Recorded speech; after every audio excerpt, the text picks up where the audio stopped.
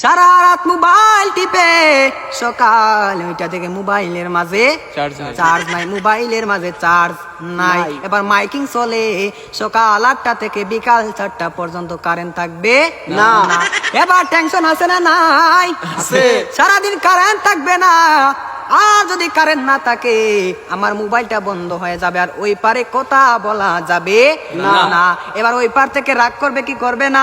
করবে। এবার যখন বিকাল 4টা বেজে গেল, যেই মাত্র কারেন্ট আসলো আর মোবাইলটা চার্জে লাগাইয়ে টিপানো আরম্ভ, এবার মেসেজ করে হাই। এবার গিয়ে দেখে ওই পার থেকে ব্লক করে দিছে, ব্লক করে দিছে। এবার ছেলেটা তো টেনশনে আছে, হারে ব্লক করে দিল, আমাদের তো ভালোবাসা কোথায় গেল। এবার 2 দিন পরে ব্লকটা খুললো, 2 দিন পরে ব্লকটা খুললো। এই 2 দিনের মাঝে ছেলেটার আরেকটা হয়ে গেছে, আরেকটা হয়ে গেছে। এবার মেয়েটা বলে তোমার সাথে আমি পালিয়ে যাব, আমাদের বাড়িতে মানবে না, চলো আমরা পালিয়ে যাই। আমি রাগ করেছিলাম, আমার রাগ তুমি কেন ভাঙাও না? আর ছেলেটা রাগ কি ভাঙাবে, এই 2 দিনের মাঝে আরেকটা কপালের মাঝে জয়টা গেছে। ওই মেয়েটা বলে চলো আমরা পালিয়ে যাই, ছেলে বলে চলো। এবার ছেলেটা মনে মনে ভাবে তোমার একটা শিক্ষা দিতে হবে। এবার মেয়েটা সকালে স্টেশনের মাঝে গাড়ি গুটি লইয়া রেডি। এবার ছেলেটা তো আসে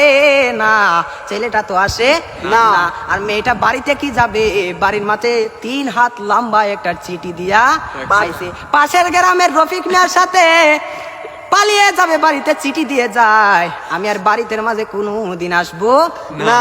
তার নয় কার না, আমি আর কোনোদিন বাড়ির মাঝে আসবো না। আমি চলে গেলাম পাশের গ্রামের রফিক মিয়ার সাথে। এবার রফিক মিয়া তো আর আসে না, এবার 1 ঘন্টা চলে যায়, 2 ঘন্টা চলে যায়, ছেলেটার মোবাইলে বন্ধ। মেয়েটা তো আর বুঝার বাকি হলো না, আমাকে চলে গেল ছাড়িয়ে, আমাকে ফাঁকি দিল। এখন তো মরা ছাড়া আর কোনো উপায় নাই। পরের দিন সকালে মাইকের আওয়াজ শোনা যায়, সকলে পড়ে ইন্না লিল্লাহি ওয়া ইন্না ইলাইহি রাজিউন।